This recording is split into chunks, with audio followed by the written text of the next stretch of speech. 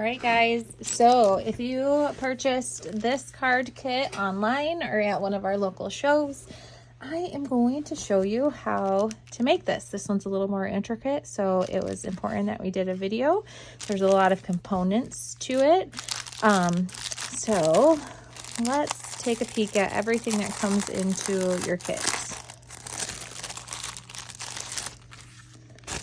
So the only thing that you don't have that I used when making this kit is the distress ink. And I actually used two different colors when I did mine because I made it during a card making class. And so I was kind of playing around a little bit. But the two colors that I used was the Vintage Photo and then the Hickory Smoke on my card. But you don't have to use the distress ink if you don't want to. So if you've bought in the kit, the buttons may all be different too. They will all be brown buttons, but they are going to have different shapes to them. Okay. And then you have your envelope in there as well for when you're mailing it. Okay, so let's get this stuff out of the way. You have just a regular craft card. I distressed my edge before I did the envelope. And the first thing that you're going to do when you're making your, this card is to work on the envelope. So because you don't need the flap of the envelope, you can go ahead and cut that off. And then go ahead and use distress ink wherever you'd like it before gluing it down on your card. And I'm just going to fold this backwards for now because this is going into somebody's kit. So once you have that done, you can distress the edges wherever you'd like it. I always recommend doing that before you're gluing it down. It's a little more challenging once you have it glued down. But once it's distressed, then you're going to go ahead and glue it down onto your card. Just like that. Once that's done, then you're going to go ahead and insert your decorative paper into your envelope.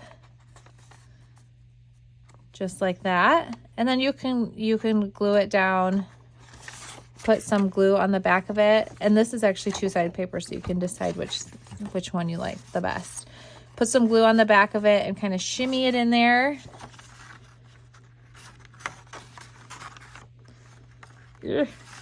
Like that once it's in there, and then you're going to just press it down and let it dry.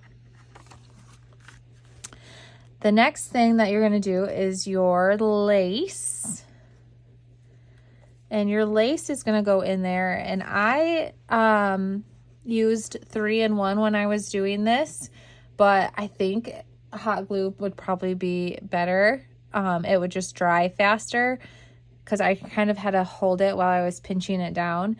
But what you're going to do is, I wanted it kind of ruched like that with some dimension. And so what I did is I kind of folded it up like that and then put a bead of glue in there and then held it down until it dried.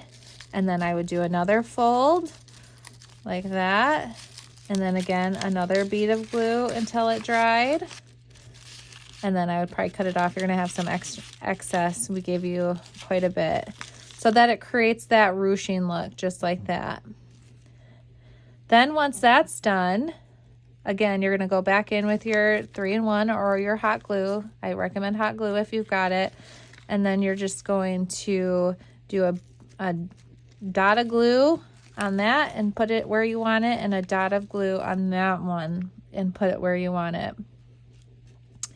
The next thing is your little embellishments here. You can cut them. You can make them as long as you want. And same thing, a dot of glue and put it down where you want it. And we always give you extra, so you can cut it off. You can wrap it around in there if you want. You can kind of do whatever you want with that. And then you actually have 2 of those. So depending on how many you want in there, you can decide. And then you can go ahead and put your sticker where you want it. And then the last thing for this one is to do your button. And I just kind of weaved my thread through a few times and then tied a bow and then cut off the ends and then used the button in the center with a dot of hot glue. And then that is how you create that one. And I kind of, like, if you noticed, I'll kind of take this all out. If you notice, I kind of curled the edges of my envelope up a little bit when I was distressing, because I wanted it to be a little more 3D. But that is how you make that one. This is one of my favorites.